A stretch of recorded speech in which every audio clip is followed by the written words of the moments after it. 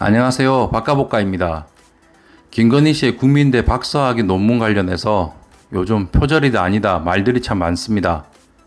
어제는 숙명여대 기초교양학부 구현상 교수가 자신의 논문을 직접 김건희 씨가 복사해서 붙여넣기 한 수준이라고 주장하는 인터뷰까지 했습니다. 논문 주인이 직접 나서 논문은 도둑질 맞았다고 하는 상황인데요. 자신의 논문과 김건희 씨 논문을 직접 비교해보니 2절, 1절 부분은 100% 똑같고 논문 분량으로는 3쪽 정도 된다고 했습니다. 또 구 교수는 어떻게 그런 논문이 통과됐는지 불가사의하다며 논문을 쓰는 단계마다 지도 교수하고 상의하고 검증받고 이런 과정이 전혀 없었던 것 같다고 했습니다. 여러 매체를 통해 두 논문을 비교한 영상이 나오고 직접 당사자가 나왔음에도 교육부 차관은 오늘 표절이 아니다라고 결론을 내린 국민대의 판단을 존중한다고 합니다. 참 어이가 없습니다. 국민대에서 검증을 충실히 한 것으로 알고 대학의 검증 시스템 자체를 일단 존중한다고 합니다. 장난하십니까? 국민을 아주 바보로 하네요. 논문을 비교했을 때 각주나 인용 부호 없이 3페이지를 통째로 그것도 오타까지 복사해서 붙여 넣었다면 당연히 표절인 것을 교육부만 왜 표절이 아니다라고 하는 거죠?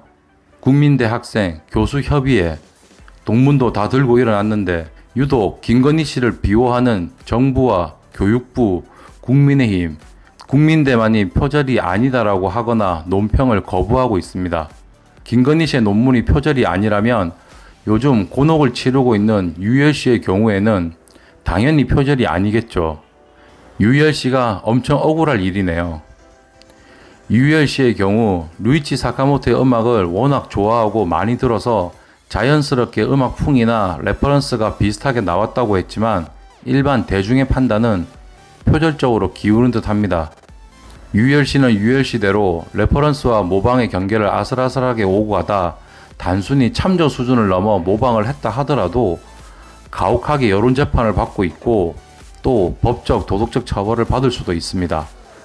하지만 김건희 씨는 논문 원주인이 표절이라고 주장하고 표절 감별 프로그램에서도 표절 판명을 받고 있는데 교육부, 정부, 국민대만 표절이 아니다라고 해서 그게 표절이 아닌 게 되는 겁니까?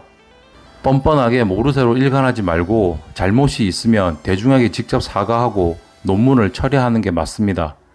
절대 손바닥으로 하늘을 가릴 수 없음을 알아야 할 것입니다.